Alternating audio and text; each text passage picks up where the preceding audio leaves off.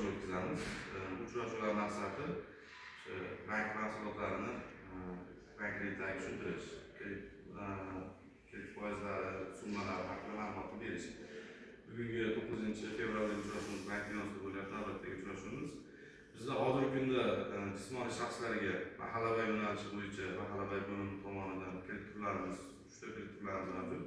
Birinchisi o'sha mahalla loyihasi 50 million so'mgacha naqd pul yoki bank kartasiga o'tkazib berish yo'li bilan beriladi. Buning muddati 5 yil. 2 imtiyoz davri bilan foiz stavkasi 25%. Yani erkak kishi oladigan bo'lsa, ayol kishi oladigan bo'lsa 2% pas 23% beriladi.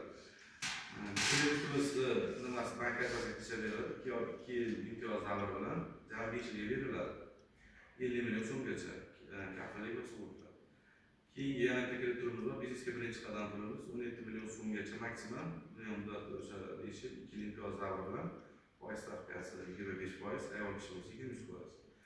Yo'q, kattaroq summa olmoqchiman yoki biznesimni kengaytirmoqchiman deydiganlar uchun 312 bo'yicha yuridik shaxslarga kreditlarimiz mavjud. Bu kreditlar muddati 7 yil, imtiyoz davri 3 yil, foiz stavkasi 21%. Yani yaqinda oilaviy korxona MTJlarga beriladi. 100 million so'mgacha garovsiz, 100 million so'mdan 300 million so'mgacha garovli beriladi. Yani natural joy avtomashina qo'ysa bo'ladi garovga.